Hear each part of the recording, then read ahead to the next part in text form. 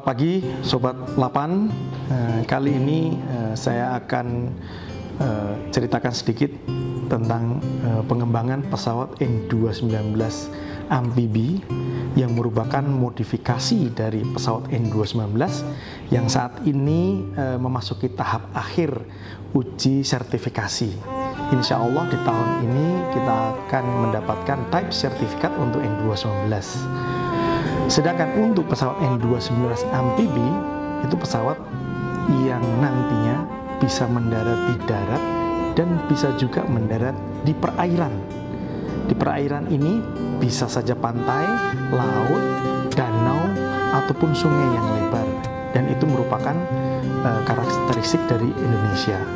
Kalau untuk N219, pesawat itu memang kita peruntukkan untuk terbang di daerah perintis, di daerah Papua yang terpencil, di daerah-daerah yang landasannya unprepare atau masih terbuat dari tanah maupun bebatuan dan letaknya di tempat ketinggian di gunung-gunung.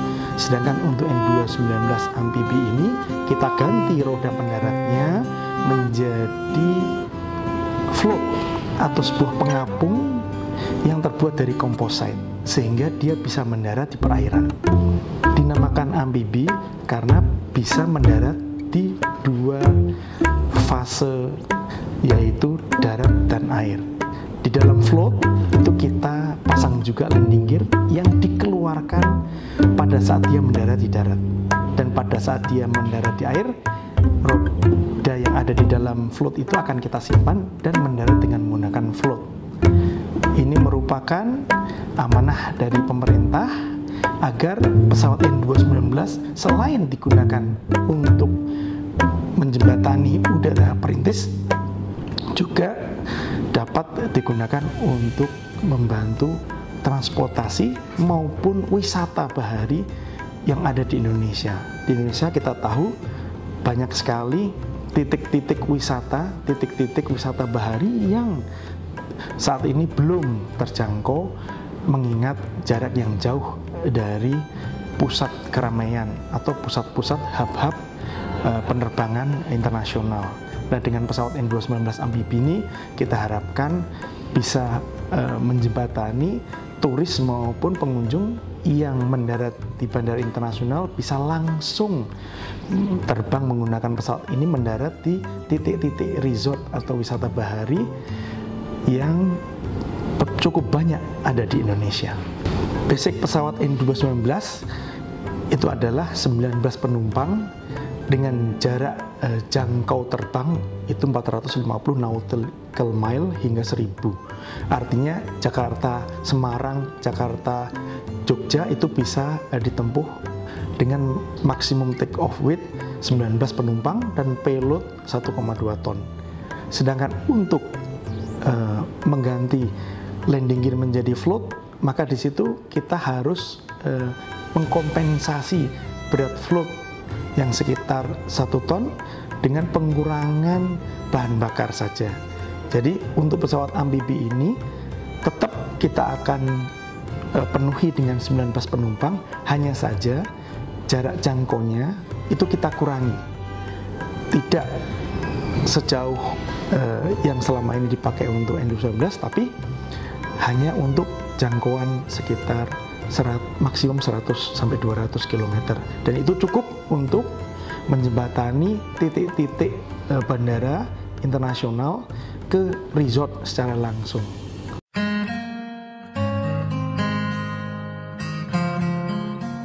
Para pemirsa, Sobat Lapan, saat ini pesawat N219 memasuki tahap akhir dari uji terbang sertifikasi. Kita mengembangkan 4 buah prototipe, 2 untuk uji darat dan 2 untuk uji terbang. Saat ini kita telah melewati uji darat.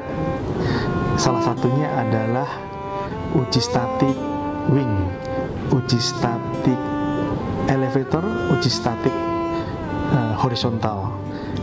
Juga kita telah lulus untuk uji fatigue.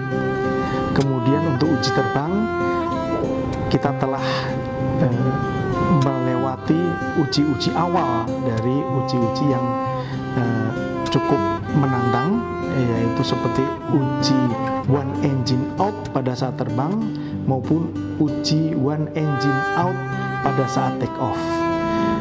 Saat ini salah satu dari dua pesawat yang terbang akan mengikuti uji stall dan uji flutter, yaitu pesawat di-excite agar dia mengalami flutter pada saat kecepatan maksimum. Sudah beberapa kali kita coba dan insya Allah dalam 2-3 bulan ini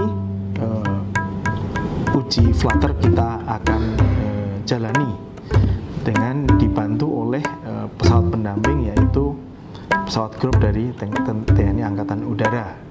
Insya Allah dalam 6 bulan ini uji tersebut bisa lulus, dan kemudian pihak Kementerian Perhubungan akan menerbangkan pesawat itu dengan pilot-pilot mereka untuk membuktikan bahwa pesawat N219 itu aman.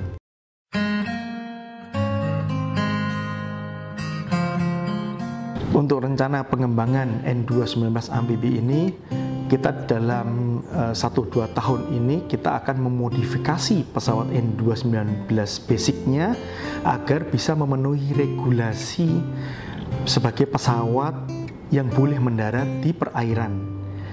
Saat ini kita akan gandeng vendor dari Amerika sebagai konsultan kami, selain Lapan menggandeng PT DI dan BPPT dalam litbang yasa komposit sebagai bahan float itu sendiri.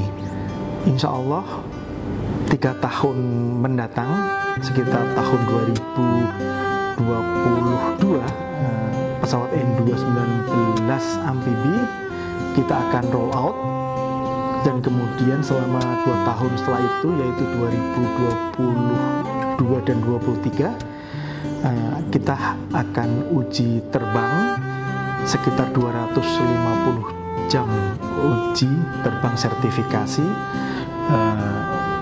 untuk mendapatkan type certificate atau amandemen type certificate untuk N219 amfibi ini. Pengembangan pesawat N219 ini merupakan tonggak sejarah bagi Indonesia, karena ini merupakan satu-satunya pesawat sipil yang nantinya dapat disertifikasi oleh Kementerian Perhubungan Republik Indonesia. Hal ini mengingatkan pada tahun 95 yang lalu N250 yang saat itu sudah pernah terbang hingga Paris, namun gagal disertifikasi karena adanya krisis moneter yang menimpa Indonesia pada tahun itu. Insya Allah dengan bangkitnya teknologi dirgantara melalui pengembangan pesawat N219 ini, Indonesia punya keyakinan, punya rasa percaya diri untuk membangun pesawat terbang dari nol, dari desain hingga uji sertifikasi. Dan juga saat ini Lapan tahun ini juga mengembangkan lab DO160, di mana semua komponen-komponen yang akan dipasang di pesawat sipil harus melalui uji-uji tersebut. Yang saat ini kita masih lakukan uji-uji tersebut di luar negeri dengan biaya yang sangat mahal. Dengan pembangunan lab DO160, insya Allah industri-industri lokal Indonesia seperti industri karpet, industri kursi pesawat, industri navigasi, ataupun industri-industri pendukung lainnya bisa menjadi supplier untuk pesawat N219 ini, karena ini merupakan produk pesawat dalam negeri yang kita harapkan dalam 5 tahun 60% komponennya merupakan komponen lokal. Dengan adanya lab DO160 nanti, industri lokal bisa melakukan uji dengan biaya yang sangat murah dan bisa dilakukan berkali-kali apabila itu memerlukan lead bank, dan itu universitas maupun lembaga-lembaga lead bank lainnya akan bahu-membahu untuk mendorong agar komponen-komponen lokal bisa dipasang di pesawat N219. Hingga saat ini alhamdulillah lebih dari 200 pesawat sudah menandatangani letter of intent. Salah satunya adalah pemerintah Aceh yang itu merupakan calon customer pertama dari N219. Target sertifikat N219 adalah akhir April tahun 2020 ini. Setelah mendapatkan sertifikat, maka kami akan segera memproduksi untuk series, yaitu hingga 2021. Insya Allah first delivery untuk pemerintahan Aceh akan kita lakukan di Agustus tahun 2021, memperingati hari kemerdekaan Indonesia. Untuk pengembangan N219 amfibi yang menjadi modifikasi dari pesawat N219 ini juga nantinya akan menggandeng industri-industri lokal, yaitu salah satunya adalah PT Lundin yang ada di Banyuwangi untuk menghasilkan float dari composite. Saat ini LAPAN, PTD, dan BPPT mengembangkan spesimen-spesimen dasar dari composite agar float yang akan kita kembangkan nanti bisa dibangun atas kerjasama itu. Kemudian secara regulasi Kementerian Perhubungan akan mengawal dari awal hingga nanti mendapatkan sertifikasi untuk floatnya sebelum dipasang di pesawat. Sedangkan pesawat N219 amfibi ini dibutuhkan untuk menghubungkan titik-titik hub internasional maupun titik-titik hub pelabuhan udara menuju ke titik-titik resort yang ada di pulau-pulau kecil di Indonesia. LAPAN sendiri sudah melakukan survei ke beberapa lokasi seperti Danau Toba, Kepulauan Riau, Pulau Bawah, Pulau Moyo, Labuan Bajo, Raja Ampat, dan beberapa titik di daerah Kalimantan dan Sulawesi. Kebutuhan untuk pesawat yang bisa mendarat di darat dan di air ini cukup besar. Ada beberapa resort di daerah Kepulauan Riau yang hingga saat ini belum tersentuh karena kesulitan transportasi. Kalau melewati darat itu perlu waktu 4 hingga 5 jam. Sedangkan apabila dengan pesawat amfibi ini kita bisa capai hanya dengan 30 menit. Ini akan memudahkan para wisatawan asing maupun Indonesia yang ingin menikmati keindahan alam Indonesia. Beberapa investor dari Singapura maupun Malaysia pun mau investasi di beberapa kepulauan di Indonesia asal ada transportasi berbasis darat dan air ini.